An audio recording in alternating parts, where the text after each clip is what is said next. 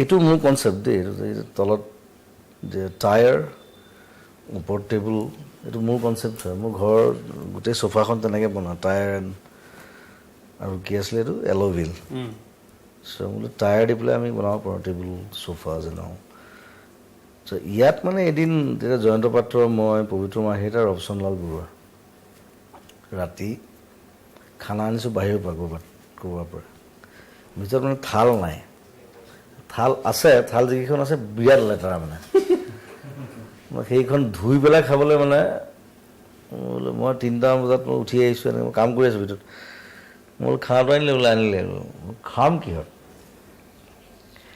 জয়ন্ত পাত্ৰ বেচাৰে মৰিলেহি, মোৰ জংকীৰ লগত ঢুকাইছেহি, one of the best friend আৰু আটাইতকৈ ভাল ফ্ৰেণ্ড আছিলে।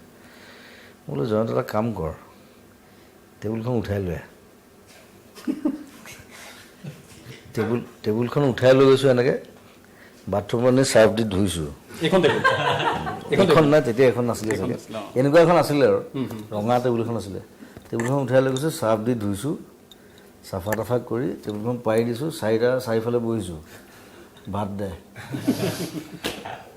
থাল চাল নালাগে, চবে নিজে নিজে ভাত লৈছোঁ, দাইল বাকিছোঁ, কিবা মাংস আছে, কিবা আছে, খাইছোঁ। চ' ডেটছ আৱাৰ লাইফ।